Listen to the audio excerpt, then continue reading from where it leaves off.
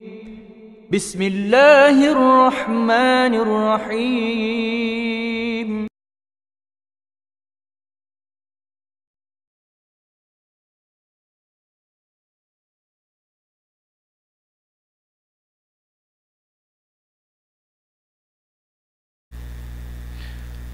السلام علیکم ورحمۃ اللہ وبرکاتہ. الحمد للہ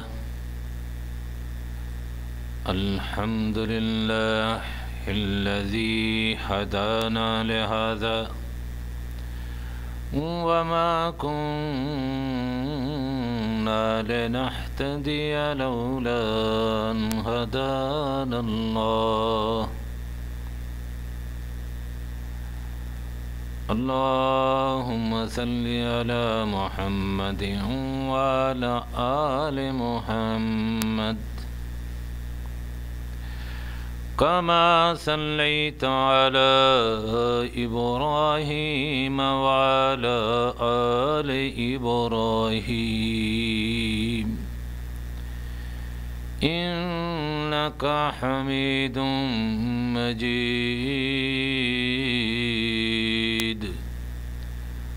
اللهم بارك على محمد وعلى آل محمد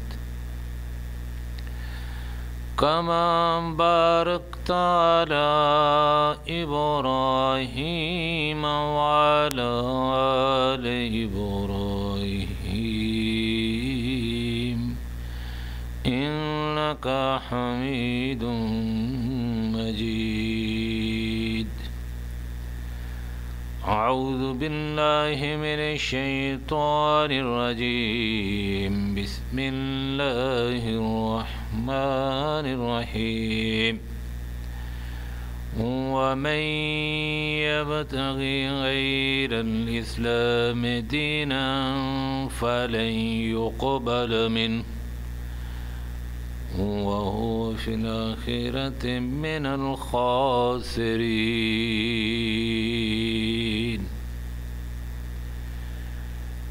جس نے دین اسلام کے علاوہ کسی اور دین کو اختیار کیا فَلَن يُقْبَلَ مِنْهُ، اس سے یہ قبول نہیں کیا جائے گا اور آخرت میں مرنے کے بعد وہ خسارہ پانے والوں میں سے ہوگا. تمام قسم کی حمدیں اللہ جل جلالہ کے لیے و درود و سلام سید الانبیاء امام المرسلین حضرت محمد صلی اللہ علیہ وسلم کے لیے. آج اس مختصر سے پروگرام میں ہم آپ کے سامنے بیان کریں گے محاسن الاسلام، دین اسلام کی خوبیاں کیا ہیں. دین اسلام وہ جو عالمگیر دین ہے، وہ ایسا دین جس کو لے کر اس دنیا میں 1,24,000 پیغمبروں کا نزول ہوا. آج ہم اس دین کی خوبیاں بیان کرنا چاہتے ہیں. اللہ کا سب سے بڑا کرم ہمارے اوپر یہ ہے کہ اس نے ہمیں مسلمان بنایا اور ہمیں فطرت اسلام پر پیدا کیا. یہ اللہ کا بہت بڑا احسان ہے. اگر کیا ہی عجیب بات ہوتی کہ اللہ ہمیں ہندوؤں کے گھر پیدا کر دیتا، ساری زندگی بت پرستی میں گزر جاتی، پتہ ہی نہ چلتا کہ ہمارا رب کتنی بڑی طاقت ہے اور ہمارے رب کے ہمارے اوپر کیا کیا احسانات ہیں۔ اللہ رب العزت کا سب سے بڑا احسان ہمارے اوپر ہے کہ اس نے ہمیں مسلمانوں کے گھر پیدا کیا اور ہمیں اس نے صاف اور ستھرے عقیدے سے نوازا، اور اس نے ہمیں اپنے پیارے حبیب کی امت بنا دیا۔ یہ سب سے بڑا اس کا احسان ہے۔ دین اسلام جس کو لے کر 1,24,000 نبی اس دنیا میں مبعوث فرمائے گئے، وہ دین جس کی تجدید کے لیے، جس کو عام کرنے کے لیے محمد صلی اللہ علیہ وسلم اس دنیا میں تشریف فرما ہوئے، اس دین میں بالاختصار کوئی خامی نہیں ہے۔ کوئی کافر یا کوئی کسی مذہب کے ساتھ تعلق رکھنے والا سکالر دین اسلام میں ایک خامی بیان نہیں کر سکتا۔ اس دین میں تمام کے تمام ہی محاسن ہیں، تمام کے تمام ہی خوبیاں ہیں۔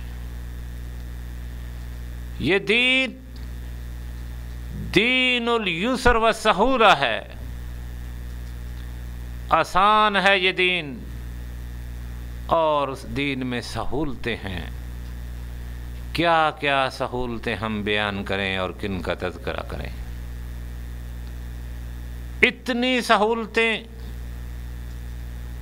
اور اتنی آسانیاں ہیں اس دین میں جن کو شمار کرنا مشکل ہے۔ مثال کے طور پر دین اسلام میں مسلمان سفر کرے تو نماز قصر ہو جاتی ہے۔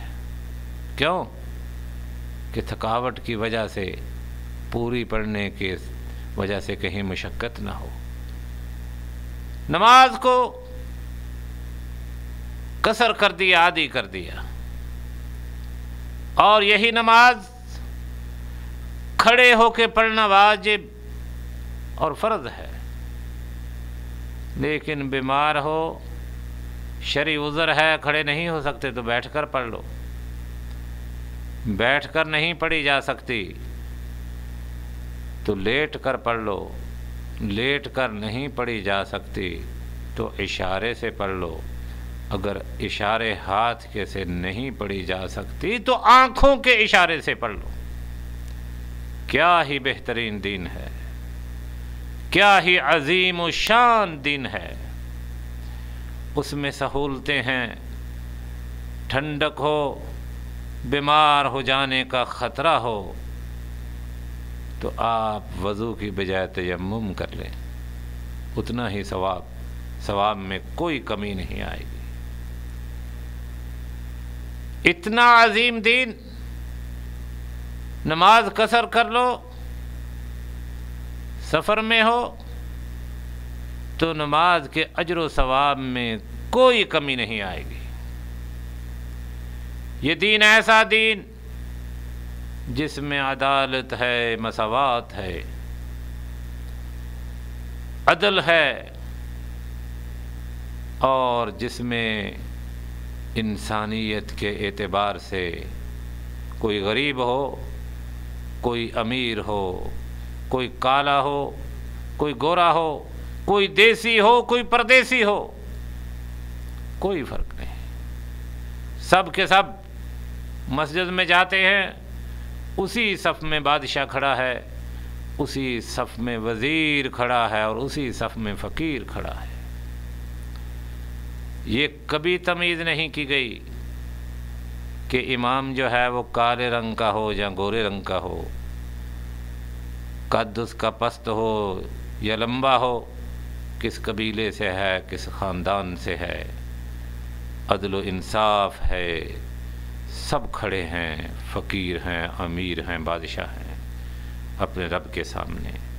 دین میں الفت ہے، محبت ہے، بھائی چارہ ہے، اور یہ دین الاسلام نام ہے علم کا، اور علم سیکھنے کے بعد، حاصل کرنے کے بعد اس پر عمل کرنے کا نام ہے۔ دین الکمال ہے و شمول ہے، ایسا دین جس میں زندگی کے ہر شعبے میں، ہر موڑ پر اس کے ماننے والوں کی رہنمائی کی گئی۔ کوئی نہیں کہتا یا کوئی نہیں یہ دعویٰ کر سکتا کہ میں یہ کام کرتا ہوں، اس میں دین کی تعلیمات کیا ہیں۔ ایسا دین جو مکمل بھی ہے اور شامل بھی ہے، قیامت تک پیدا ہونے والے تمام حوادث کو احاطہ کیے ہوئے ہے۔ اس کی نصوص قرآن و حدیث کی ایسی نصوص جس نے قیامت تک آنے والے حادثوں کو احاطہ کیے ہوئے ہے۔ یہ دین جس میں صداقت ہے، امانت ہے، سچ بولنا ہے، جھوٹ بولنا گناہ قرار دیا، امانت رکھ دے کوئی تو اس میں خیانت کرنا کبیرہ گناہ قرار دیا۔ اس دین میں عزت ہے اور قوت ہے۔ اس دین میں، جس دین کے ماننے والوں کی عزت و آبرو اور ان کی شان بلند ہے، اور دین کے ماننے والوں کے لیے قوت ہے اور ان کی حوصلہ افزائی کی گئی ہے۔ دین اسلام جس پر ہیں اپنے رب کے فضل اور توفیق سے، اس کی اساس توحید پر ہے، اور اس میں شرکیات خسارے کا اور ہلاکت کا سبب ہیں۔ اس دین کی روح اخلاص ہے، آدمی کو مخلص ہونا چاہیے اپنے رب کے ساتھ، نہیں تو عبادتیں قبول نہیں ہوں گی۔ اس دین کے شعار میں تو سامع ہے کہ معاف کر دینا زیادتی کرنے والوں کو، اور اسی سے شان بلند ہوتی ہے۔ اس دین کے ماننے والے آپس میں محبت سے کام لیتے ہیں، اتنی محبت جو کسی دین میں نہیں ہے، اتنا پیار جو کسی دین میں نہیں ہے۔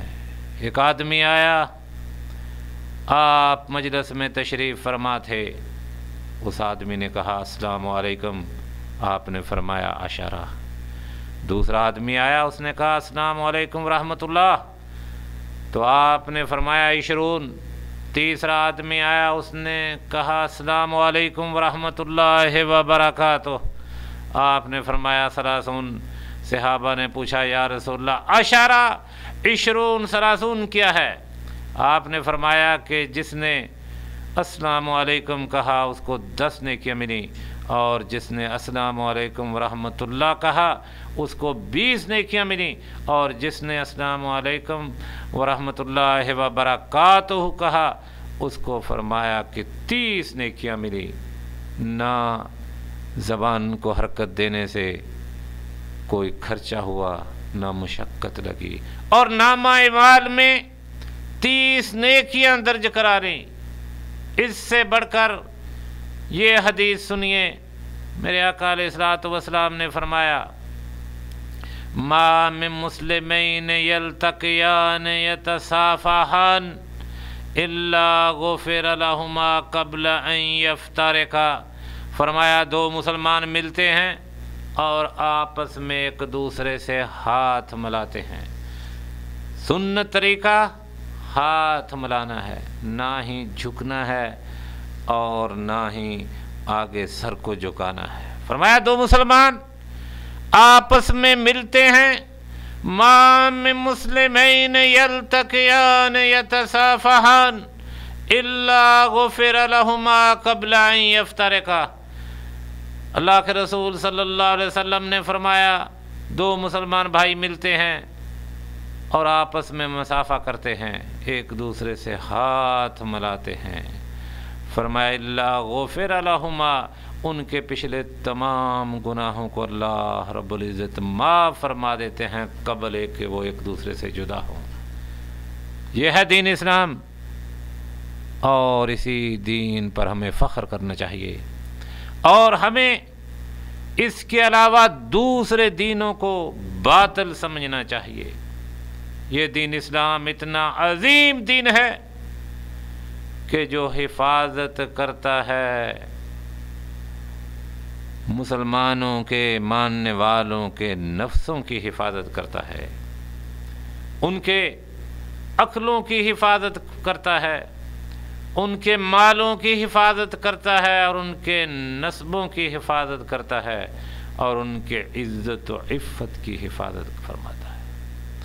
یہ دین اسلام جو اس کو چھوڑ کر، جو اس کو جاننے کے بعد، اس میں داخل ہونے کے بعد، جو مسلمان بننے کے بعد کفر کر لے یا شرک کرے، وہ شرک کرے یشرک باللہ فی القول او الاعتقاد، وہ اعتقاد کے اعتبار سے یا قول کے اعتبار سے یا غیر اللہ کے نام پر ذبح کر دے، اللہ کے علاوہ کسی اور پر توکل کر لے، اللہ کے علاوہ کسی اور سے خوف زدہ ہو جائے، اللہ کے علاوہ کسی اور کو پکارنا شروع کر دے، اس دین اسلام کو چھوڑ کر کسی بھی اور دین کا ہو جائے، وہ مرتد ہے۔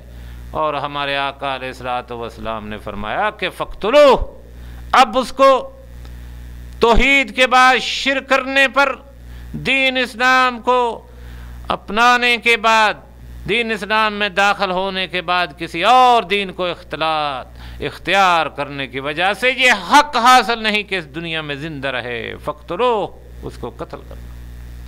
یہ دین اسلام 1,24,000 نبیوں کا دین تھا،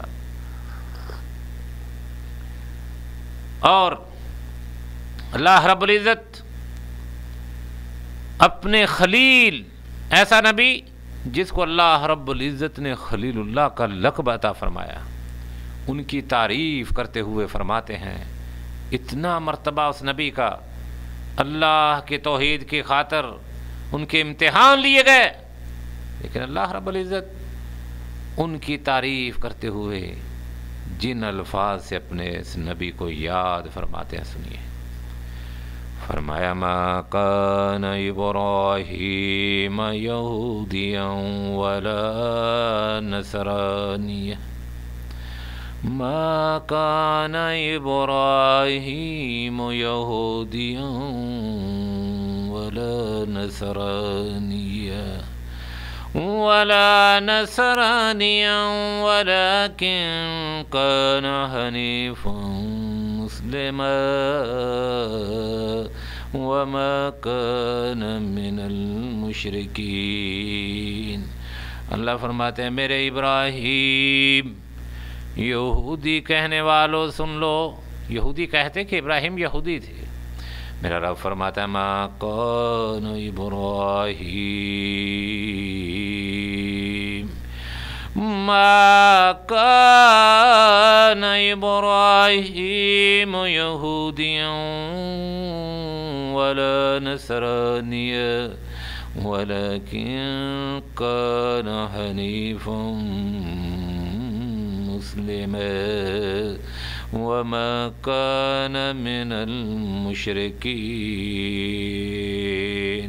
نصرانی اور یہودیوں سن لو، میرا ابراہیم نہ ہی یہودی تھا اور نہ ہی نصرانی تھا، ولیکن کان حنیفا مسلما، ایسا مسلمان تھا جو حنیف ہو، مشکلات کے وقت صرف اپنے رب کو پکارنے والا، اور بیماریوں کے وقت شفا کے لیے اپنے رب کو پکارنے والا حنیف تھا، رجوع اپنے مالک کی طرف کرنے والا تھا۔ وَمَا كَانَ مِنَ الْمُشْرِكِينَ، یہودی بھی مشرک، نصرانی بھی مشرک، لیکن میرا خلیل اپنے رب کے ساتھ شریک کرنے والا نہیں تھا، حنیف تھا، موحد تھا۔ یہ اللہ رب العزت نے دین اسلام پر چلنے والے، قائم رہنے والے اپنے نبی ابراہیم خلیل اللہ کی طرف اشارہ فرمایا کہ مسلمان ہی ہیں جو موحد ہیں، مسلمان اپنے رب کے ساتھ کسی کو شریک نہیں بنایا کرتے، حنیف ہوتے ہیں، رجوع اپنے مالک کی طرف کیا کرتے ہیں۔ یہ دین اسلام جس پر اللہ رب العزت نے ہمیں پیدا کیا، ہم اس پر اپنے رب کے شکر ادا کرتے ہیں اور فخر کرتے ہیں، اور اس کے علاوہ تمام دینوں کو باطل باطل اور باطل سمجھتے ہیں۔ اللہ رب العزت کہ اس دین اسلام نے اپنے ماننے والوں کے نفسوں کی کس طرح حفاظت فرمائی ہے۔ یہ نفس دوسرے دین جو ہیں ان میں انسان کی قدر و قیمت ایک حیوان کے برابر بھی نہیں، ان کو جانور اور بکریوں کی طرح ذبح کر دیا جاتا ہے، لیکن دین اسلام جس کو 24,000 نبی لے کر آئے اور اللہ رب العزت نے اس دین پر ہمیں پیدا فرمایا، اس دین میں نفسوں کی حفاظت ہے، انسانوں کی۔ اللہ رب العزت کیا فرماتے ہیں؟ فرمایا وَمَن يَقْتُلْ مُؤْمِنًا مُتَعَمِّدًا فَجَزَاؤُهُ جَهَنَّمُ وَمَن يَقْتُلْ مُؤْمِنًا مُتَعَمِّدًا فَجَزَاؤُهُ جَهَنَّمُ، فرمایا کہ جس نے کسی مومن کو ارادتاً قتل کر دیا اس کی جزا جہنم ہے، فَجَزَاؤُهُ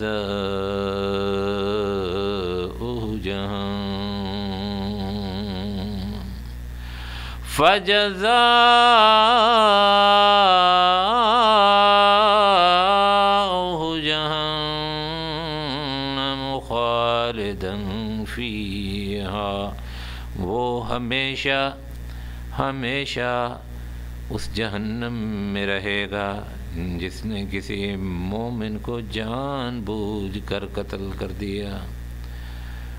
وَغَضِبَ اللَّهُ عَلَيْهِ،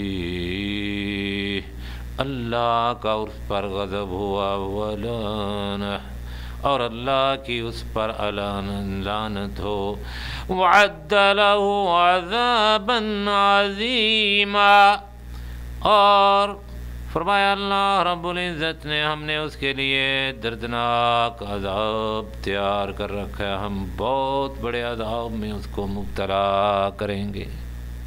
ایک مسلمان کا خون قصدن بہا دینے سے جو اللہ رب العزت نے سزائیں مقرر رکھی ہیں وہ سنیے۔ فرمایا پہلی سزا اس کی ہے فَجَزَاؤُهُ جَهَنَّمُ خَالِدًا فِيهَا، ایک تو اس کی سزا جہنم ہے اور ہمیشہ ہمیشہ کے لیے وہ جہنم میں رہے گا۔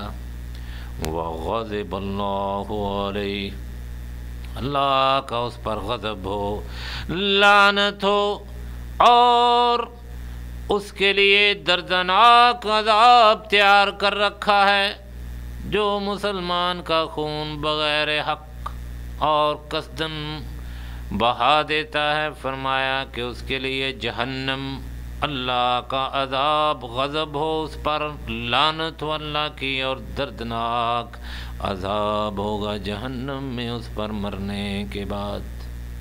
کس طرح دین اسلام نے، اور آج کافر کہتے ہیں کہ مرنے والا تو مر گیا،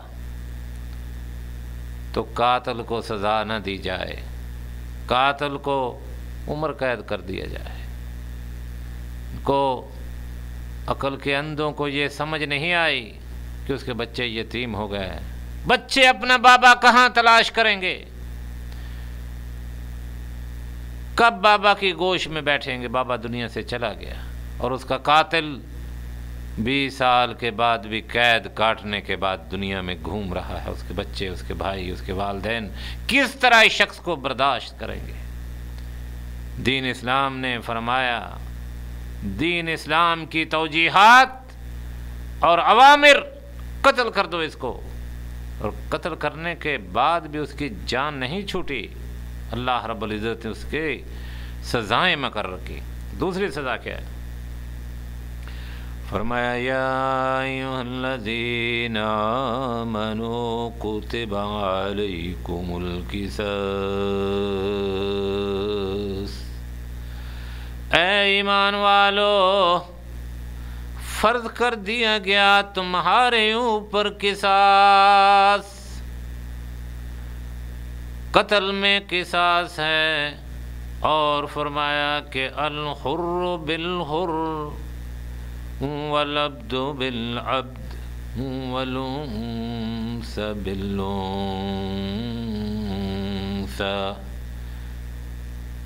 شریعت سے پہلے، اسلام سے پہلے، ہمارے نبی سے پہلے عربوں میں یہ عادت تھی زمانہ جاہلیت میں کہ اگر کسی قبیلے کے کوئی دوسرے لوگ کسی خادم کو قتل کر دیتے تو وہ کہتے کہ ہم اس سے بدلہ لیں گے اور اس کے آزاد کو قتل کریں گے۔ اگر کسی قبیلے والوں سے کسی قبیلے کی عورت قتل ہو جاتی تو وہ کہتے انہوں نے ہماری عورت قتل کی ہے، ہم اس کے بدلے میں ان کا مرد قتل کریں گے۔ تو اسلام اس کا جواب دے رہا ہے۔ میرا قرآن میرے آقا پر جو نازل ہوا، میرے رب کی طرف سے یہ کتاب مقدس ہماری جواب دے رہی۔ فرمایا یا ایھا الذین آمنوا کتب علیکم القصاص، کتبہ یعنی فرض کر دیا گیا تمہارے اوپر قصاص۔ قصاص کیا ہے؟ فرمایا الحر بالحر، آزاد کے بدلے آزاد، آزاد کے بدلے غلام یا غلام سے بدلہ نہیں لیا جائے گا۔ والعبد بالعبد، اگر انہوں نے غلام کو قتل کیا تو اس کے بدلے غلام قتل کیا جائے گا۔ والانثى بالانثى، اور عورت کے بدلے عورت۔ اس لیے ہم نے پہلے عرض کیا تھا کہ یہ دین اسلام دین العدالہ، دین ایسا دین جس میں عدل ہے، انصاف ہے۔ پھر کیا فرمایا؟ وَكَتَبْنَا عَلَيْهِمْ فِيهَا أَنَّ النَّفْسَ بِالنَّفْسِ وَالْعَيْنَ بِالْعَيْنِ وَالْأَنْفَ بِالْأَنْفِ۔ میرا رب فرماتا ہے کہ اسی طرح ہم نے ان پر لکھ دیا کہ نفس کے بدلے نفس، جان کے بدلے جان، عین کے بدلے عین، اور ناک کے بدلے ناک، کان کے بدلے کان۔ کسی کا کوئی کان کاٹتا ہے تو اس کا کان کاٹ دو۔ وَالسِّنَّ بِالسِّنِّ، اگر دانت توڑ دے کوئی اس کا دانت توڑ دو۔ والجروح قصاص، اگر کوئی زخمی کر دے تو اس کے بدلے قصاص ہے۔ فمن تصدق به فهو کفارۃ لہ، اگر وہ کسی کو معاف کر دے تو اس کو اس معافی کے بدلے اجر ملے گا۔ وَمَن لَّمْ يَحْكُم بِمَا أَنزَلَ اللَّهُ فَأُولَٰئِكَ هُمُ الظَّالِمُونَ۔ اور فرمایا کہ جو قرآن و حدیث کے مطابق فیصلے نہیں کرتے وہ لوگ ظالم ہیں، اللہ کے دربار میں مجرم ہیں۔ اللہ کے اس قرآن پر اور اس دین پر میری اگر ہزاروں جانیں بھی ہوں تو قربان کر دو۔ اور آج کے یہ وضع جن کو قانون کہتے ہیں، خود بنائے ہوئے 2 نمبر قانون، کیا ہے اس میں؟ کہتے ہیں کہ قتل کے بدلے قتل کرنے سے ظلم ثابت ہوگا، فسادات شروع ہوں گے، لیکن ہمارا قرآن یہ نہیں فرماتا۔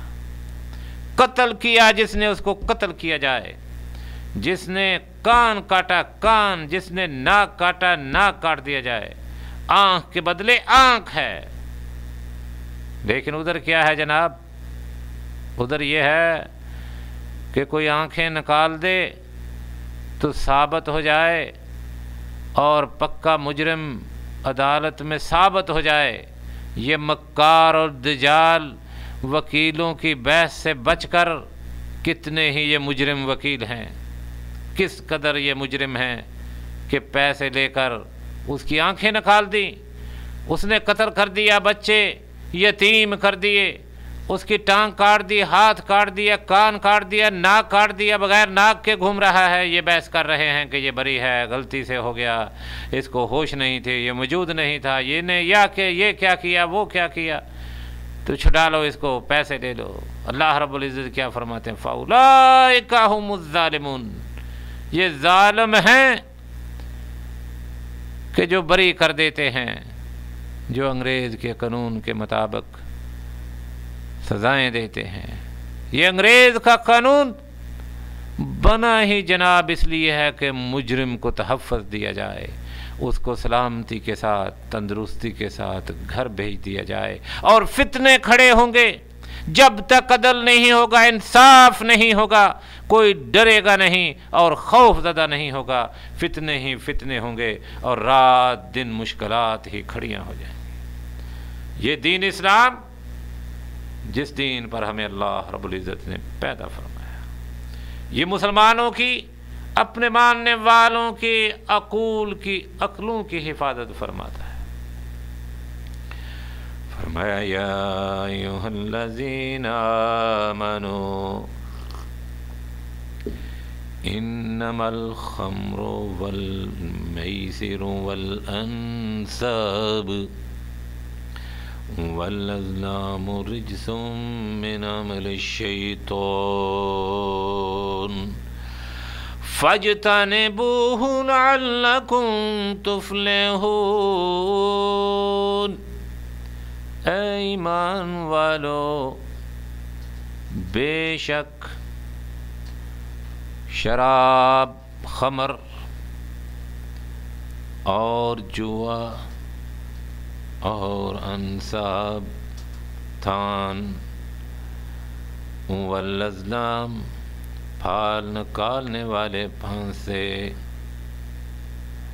پھال نکالنے والے نکالنے کے پھانسے، رجس من عمل الشیطان، فرمایا یہ رجس ہیں، گندگی ہے، شیطانی عمل ہے۔ فَاجْتَنِبُوهُ لَعَلَّكُمْ تُفْلِحُونَ، بچ جاؤ ان سے، دور رہنا ان سے، کہیں ایسا نہ ہو کہ تم گناہوں میں مبتلا ہو جاؤ۔ لَعَلَّكُمْ تُفْلِحُونَ، تاکہ تم فلاح پا سکو۔ خمر کہتے ہیں اس چیز کو وہ کھائی جائے یا پی جائے جس سے عقل ڈھانپ دی جائے، عقل مفلوج ہو کر رہ جائے، اور اسلام نہیں چاہتا کہ میرے ماننے والے عقل سے عاری ہو جائیں اور جو چاہیں کر گزریں۔ یہ شراب جس کو ام الخبائث بھی کہا گیا، اس کے تحت شیخ صابونی اپنی کتاب تفسیر روائے البیان میں قصہ لائے ہیں۔ کہتے ہیں کہ ایک آدمی کا کسی عورت کے ساتھ آنا جانا ہو گیا، تو ایک دن عورت نے اس سے کہا کہ میرے پاس اگر دوستی چاہتے ہو تو 3 چیزیں ہیں، ان میں سے ایک کر دو۔ تو اس نے کہا بتاؤ بھائی۔ اس نے کہا کہ میرے ساتھ برائی کرو، زنا کرو میرے ساتھ۔ کہنے لگا کہ یہ حرام ہے، میں ایسے نہیں کروں گا۔ کہنے لگے اگر ایسے نہیں کرو گے تو یہ بچہ ہے میرے خامند کا، پہلی بیوی سے اس کو ذبح کر دو۔ کہنے لگا یہ تو قتل ہو جائے گا، اور قتل کرنا حرام ہے، یہ کام نہیں میں کر سکتا۔ کہنے لگی یہ نہیں کر سکتے تو یہ شراب کی بوتل ہے، اس کو پی جاؤ۔ سوچنے لگا کہ یہ آسان کام ہے، نعوذ باللہ، زنا کاری، بدکاری تو بہت بڑا گناہ ہے، قتل بھی بہت بڑا گناہ ہے، اور میں اس بچے کو قتل کروں گا، جہنمی، فاحشہ کروں گا، زنا کروں گا تو مشکل کھڑی، شراب پی لوں گا، اس کے بعد توبہ کر لوں گا۔ شراب پی کے، شراب پینے کے بعد بڑا اس عورت کی طرف زنا کرنے کے لیے، فاحشہ کے لیے۔ تو عورت نے اشارہ کیا کہ میری طرف آنا چاہتے ہو تو پہلے بچے کو قتل کرو۔ اس نے بچے کو قتل کیا، بچے کو قتل کرنے کے بعد زنا کر لیا، تو اس لیے نام رکھ دیا گیا ام الخبائث۔ یہ گناہوں کی جڑ ہے، ماں ہے، اس لیے اللہ رب العزت یہ بھی پسند نہیں فرماتے کہ میرے دین اسلام کا اقرار کرنے کے بعد کوئی شراب پیے اور لوگوں کے سامنے وہ ذلیل ہوتا پھرے۔ تو اور فرمایا کہ جو شراب پیتا ہوا پکڑا جائے، نشے کی حالت میں 80 کوڑے مارو، لوگوں کے لیے عبرت بن جائے۔ دین اسلام حفاظت فرماتا ہے مسلمانوں کے مالوں کی، جو مال خون پسینے سے کماتے ہیں، پردیس میں جا کر کماتے ہیں، اللہ رب العزت نے اس کی حفاظت فرمائی ہے، جو کسی دین نے اس طرح اس کی حفاظت نہیں کی۔ اس لیے سرقہ حرام ہے، چوری حرام۔ چوری ہے کیا؟ کسی کے مال کو حاصل کر لینا، لے لینا اس کی اجازت کے بغیر، اور یہ کبیرے گناہوں میں سے ہے، یہ معاف نہیں ہوگا جب تک آدمی کے مال کو واپس نہ کر دیا جائے، صاحب المال کو، اس کے بعد سچی توبہ نہ کر لی جائے۔ اور دنیا میں یہ چور اگر پکڑا جائے تو فرمایا کہ اس کا ہاتھ کاٹ دو، تاکہ کہ لوگوں کے لیے وہ عبرت بن جائے۔ اللہ رب العزت کیا فرماتے ہیں سورۃ المائدہ میں، ذرا سنیے۔ فرمایا والسارق والسارقۃ فاقطعوا ایدیہما جزاء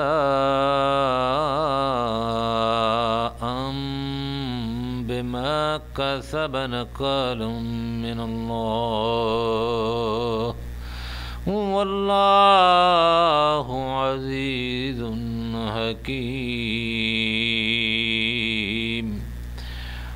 والسارق والسارقۃ فاقطعوا ایدیہما جزاء بما کسبا نکالا من اللہ۔ فرمایا سارق مرد ہو یا چوری کرنے والی عورت ہو، چور مرد ہو یا عورت، فاقطعوا ایدیہما، ان کے ہاتھوں کو کاٹ دو، یہ تو ہے سزا ان کے لیے جو اللہ کی نافرمانی کی، اور اللہ رب العزت کی طرف سے ان پر عذاب بھی ہے۔ واللہ عزیز حکیم، میرا رب غالب ہے اور حکمت والا ہے، وہ حکیم ہے، وہ جانتا ہے کہ یہ برائی، یہ چوری چکاری کس طرح ختم ہوگی۔ اگر اس کو تھوڑی بہت سزا دی گئی تو چور کبھی باز نہیں آئے گا، اس لیے اس کا ہاتھ کاٹ دو۔ گھر سے نکلے ہاتھ کٹا ہوا دیکھ کر گھومے تو اس کو شرم آئے، آگے کے لیے توبہ کر جائے اور لوگوں کے لیے عبرت بن جائے۔ کیوں جناب؟ بیچارہ مسکین پورا مہینہ روزانہ صبح اٹھتا، ڈیوٹی پر جاتا، مزدوری کرتا رہا، خون پسینے کی کمائی، خون پسینے سے پیسے جمع کیے، کس لیے؟ گھر بناؤں گا اپنی اولاد کے مستقبل کے لیے، لیکن یہ چور آیا حرامی، لے کے پیسے چوری کر کے چلا گیا۔ اب انگریز کا قانون فرنجی کیا کہتا ہے؟ کہتا ہے کروڑوں کی بھی اس نے چوری کی ہے، اور چوری ثابت بھی ہو جائے، 60 سال کی عمر میں ریٹائرمنٹ آیا، پیسے لے کے گھر رکھے ہیں، کیوں؟ گھر بناؤں گا، کوئی شادیاں کروں گا بچوں کے مستقبل کے لیے، تو یہ چور آیا پیسے لے گیا۔ اگر خدا نہ خواستہ شہادتیں مل بھی گئیں، اس نے اعتراف کر بھی لیا، پہلی دفعہ چوری ہے 6 ماہ، 3 مہینے کے بعد گھر، چور امیر، صاحب الفلوس جس کے پاس پیسے تھے وہ مسکین، اس کے سامنے اکڑ اکڑ کے چل رہا ہے، کیا کرا لیا بھائی؟ 2 سال سزا ہوئی، کروڑوں اربوں کی چوری کی سب دلیلیں موجود ہیں، ثابت ہو گیا، ذرا برابر بھی بری ہونے کی امید نہیں، تو 4 سال کہتے ہیں۔ اب 4 سال سزا ہو گئی، اب اپیل کر دو مجسٹریٹ کے بعد، سیشن جج نے کہا کتنی دیر سے جیل میں ہو؟ 6 مہینے، کہا دوڑ جاؤ، تم تو کاٹ چکے ہو سزا۔ سیشن جج نے، پہلے مجسٹریٹ نے 4 سال دی، 2 سال کر دی، 2 سال کے بعد جناب، سال کے بعد کاٹ کوٹ کے دن رات اندر سے باہر چلا گیا، اور جا کر فخر کر رہا ہے اور اکڑ اکڑ کر چل رہا ہے کہ میں نے چوری کی تھی، امیر آدمی بن گیا۔ یہ ہے وہ نظام جس کے تحت آج کفار چل رہے ہیں۔ ہمارا قرآن فرماتا ہے اس کا ہاتھ کاٹ دو، اس کو پتہ چلے کہ کسی کا مال چوری کس طرح کیا جاتا ہے۔ یہ دین اسلام مسلمانوں کے حسب نسب کی حفاظت کرتا ہے، اسی لیے زنا کو روکا، پتہ چلے کہ یہ ابن من و من ہے، اس کا باپ کون تھا، اس کا دادا کون تھا۔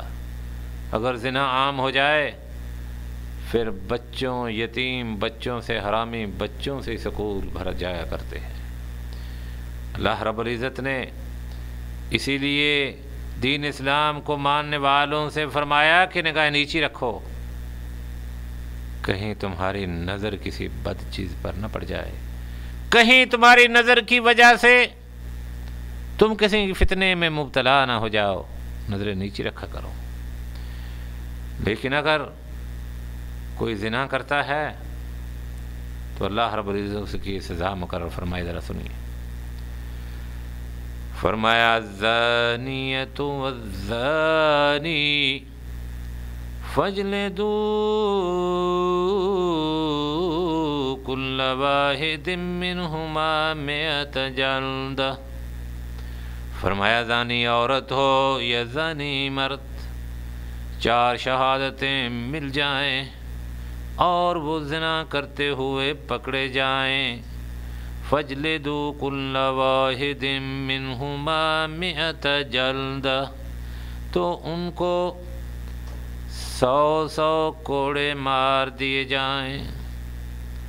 وَلَا تَأْخُذْكُمْ بِهِمَا سخفتم فی دین اللہ، فرمایا کہ ان پر حد لگاتے ہوئے تم کسی ترس اور رحم سے کام نہ لو، کیونکہ یہ انہوں نے اپنے رب کی نافرمانی فرمائی، ان کو پوری پوری سزا دو۔ ان کنتم تؤمنون باللہ والیوم الآخر، فرمایا اگر تم ایمان لاتے ہو اللہ پر، مسلمان ہو، مومن ہو، تو پوری سزا دو ان کو۔ اگر وہ غیر شادی شدہ ہیں، زنا کریں، شہادتیں مل جائیں، تو 100 کوڑا مارو ان کو، اور رحم نہیں کرنا۔ اگر تم اللہ پر ایمان اور آخرت پر ایمان رکھتے ہو، وَلْيَشْهَدْ عَذَابُهُمَا طَائِفَةٌ مِّنَ الْمُؤْمِنِينَ، اور ایک مسلمانوں کا گروہ اس کوڑے لگنے والے منظر کو دیکھ رہا ہو۔ یہ ہے حکمت کی بات، یہ نہ کہ چار دیواری کے اندر مار دو ٹک ٹک کر کے پتہ ہی نہ چلے، دیکھو لوگوں کو پتہ چلے کہ یہ کوڑے لگ رہے ہیں، دوسروں کے لیے یہ عبرت بن جائے، عبرت، تاکہ دوسرے لوگ یہ کام نہ کریں۔ اللہ رب العزت کا یہ دین اسلام اتنا حساس ہے کہ اپنے ماننے والوں کی عزت، عفت، عصمت کی حفاظت فرماتا ہے، اور زبان کو سوچے سمجھے بغیر استعمال کرنے سے روکتا ہے۔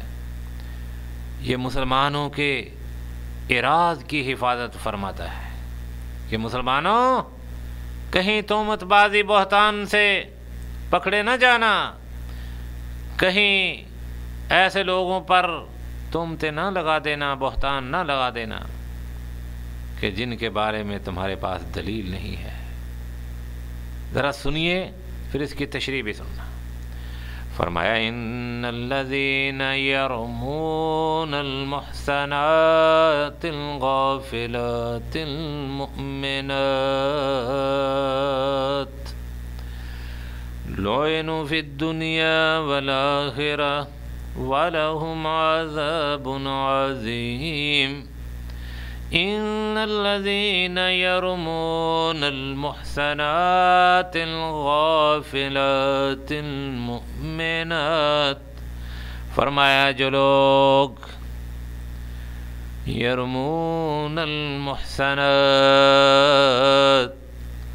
تہمت لگاتے ہیں ایسی پاک دامن اور بھولی بھالی مومن عورتوں پر، لعنوا فی الدنیا والآخرہ، تو اللہ کی لعنت ہو ان پر دنیا اور آخرت میں۔ لعنوا فی الدنیا والآخرہ، لعنت ان پر دنیا اور آخرت کی زندگی میں۔ وَلَهُمْ عذاب عظیم، فرمایا اور ان کے لیے دردناک عذاب ہے، مرنے کے بعد جہنم ہے ان کے لیے۔ ان الذین یرمون المحصنات الغافلات المؤمنات لعنوا فی الدنیا والآخرہ وَلَهُمْ عَذَابٌ عَظِيمٌ، فرمایا کہ کوئی کسی بھولی بھالی پاک دامن مسلمان عورت پر الزام لگا دے بغیر شہود کے، بغیر دلیل کے، اللہ کی اس پر لعنت ہو دنیا کی زندگی میں اور مرنے کے بعد آخرت میں، اور اللہ رب العزت نے اس کے لیے بہت بڑا عذاب تیار کر رکھا ہے۔ یہ ہے قرآن، اور ہماری حرکتیں کیا ہیں؟ ہمارا تو کام عورت گھر میں ہے تو خاوند پر بہتان لگا رہی ہے کہ تو ایسے تو ایسے، اور عورتیں آپس میں لڑ رہی ہیں تو ایک دوسرے پر بہتان لگا رہی ہیں۔ بالکل اللہ کا خوف ہی دل سے نکل گیا۔ قرآن اور اللہ رب العزت قرآن کو نازل فرمانے والے میرے مالک اگر بغیر دلیل کے تہمت لگائی تو پھر سزا ملے گی۔ دنیا میں تہمت لگانے والا اگر شہادتیں پوری نہیں کر سکتا تو اس کو 80 کوڑے مارے جائیں۔ اللہ رب العزت فرماتے 80 کوڑے تو دنیا میں ہے نا اس کے لیے۔ آگے سنو قرآن اس کے بارے میں اور کیا سزا بتاتا ہے۔ فرمایا یوم تشہد علیہم، مرنے کے بعد شہادتیں دیں گی ان پر ان کی زبانیں، وَأَيْدِيهِمْ، اور ان کے ہاتھ۔ اللہ رب العزت ان ہاتھوں کو طاقت عطا فرمائے گا کہ وہ بول سکیں۔ وَأَرْجُلُهُمْ، اور ان کے پاؤں ان کے خلاف ہی شہادتیں دیں گے۔ بِمَا كَانُوا يَعْمَلُونَ، جو کچھ بھی یہ کر رہے ہیں۔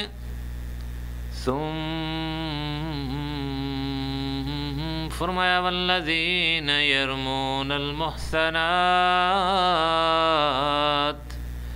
جو لوگ الزام تراشی کرتے ہیں، تہمت لگاتے ہیں پاک دامن عورتوں پر، والذین یرمون المحصنات ثم لم یأتوا بأربعۃ شہداء، پھر اس کے بعد تہمت لگانے کے بعد 4 شہادتیں پیش نہیں کر سکتے، فجلدوہم 80 جلدہ، تو ان کو 80 کوڑے مارے جائیں۔ ولا تقبلوا لہم شہادۃ ابدا، جب تک بھی ان کی زندگی رہے ان کی شہادت کو قبول نہ کیا جائے۔ وَأُولَئِكَ هُمُ الْفَاسِقُونَ،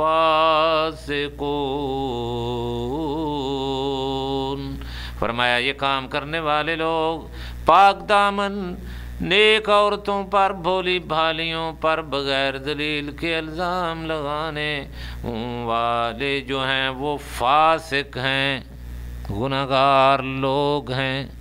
ان کو چاہیے کہ جن پر الزام لگایا اپنی زندگی میں ان سے بھی معافی مانگ لیں اور اللہ رب العزت سے بھی توبہ کر لیں، نہیں تو اسی گناہ میں وہ پکڑے جائیں گے۔ یہ دین اسلام جس نے ہمارے مالوں کی، ہمارے نفسوں کی اور ہماری عزت و عفت و عصمت کی حفاظت کی ہے، اتنا عظیم دین کہ ہمارے گھروں کی بھی حفاظت فرمائی ہے۔ جانوروں کی طرح نہیں چھوڑا اپنے ماننے والوں کو، جس طرح چاہیں گھس جائیں، جس طرف چاہیں جائیں، نہ کوئی روکنے والا نہ ٹوکنے والا۔ ہمارے ہاں کیا ہے، کس کو کہہ دینا کسی کو کہ دروازہ کھٹکھٹا کے آنا، کیوں نہیں آئے، ناراض ہو جائے گا، کہے گا ہمیں غیر سمجھ لیا۔ اللہ کے رسول صلی اللہ علیہ وسلم دروازہ کھٹکھٹانے کے بعد دروازے سے پیچھے ہٹ کے کھڑے ہو جاتے، کیوں کہ جب جس کے لیے دروازہ کھٹکایا وہ باہر آئے گا تو کھولے گا کہیں گھر کی 4 دیواری کے اندر نظر نہ پڑ جائے، دروازے سے دور ہو جاتے۔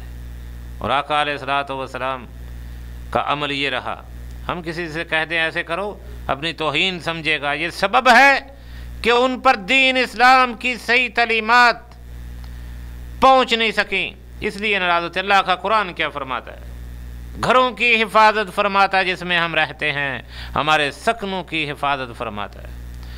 فرمایا یا ایھا الذین آمنوا لا تدخلوا بیوتا غیر بیوتکم حتى تستأنسوا وتسلموا على أهلها ذلكم خير لكم لعلكم تذكرون۔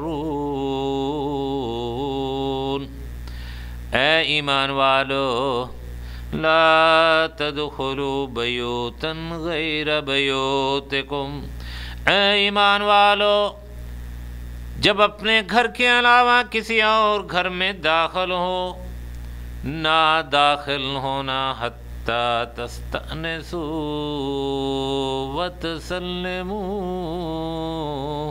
علی اہلہا، تو ان سے اجازت لے لیا کرو کہ اندر آؤں یا نہ آؤں، باہر کھڑا رہوں یا مجلس میں بیٹھ جاؤں، ان سے اجازت لے لیا کرو۔ وَتُسَلِّمُوا عَلَىٰ أَهْلِهَا، اور گھر والوں پر سلام پڑھ لیا کرو۔ کیوں؟ ذَلِكُمْ خَيْرٌ لَكُمْ، یہ تمہارے لیے بہت ہی بہتر ہے، لَعَلَّكُمْ تَذَكَّرُونَ، تاکہ تم نصیحت کو قبول کر لو۔ مسلمانوں کو گھر میں داخل ہونے کے لیے شرط لگائی کہ اجازت ہونی چاہیے، اگر اجازت نہیں تو گھر میں داخل نہ ہونا، ایک بات۔ دوسری فرمایا فَإِن لَمْ تَجِدُوا فِيهَا أَحَدًا فَلَا تَدْخُلُوهَا حَتَّى يُؤْذَنَ لَكُمْ، اگر گھر میں کوئی نہ ہو تو داخل نہ ہوا کرو، فَلَا تَدْخُلُوهَا حَتَّى يُؤْذَنَ لَكُمْ، اور داخل ہونے سے پہلے اجازت اور اذن لے لیا کرو۔ وَإِن قِيلَ لَكُمُ ارْجِعُوا فَارْجِعُوا هُوَ أَزْكَىٰ لَكُمْ، فرمایا اگر اندر سے آواز آئے کہ حاجی صاحب واپس چلے جاؤ تو واپس ہو جاؤ، اس میں ہی تمہارے لیے خیر اور بہتری ہے۔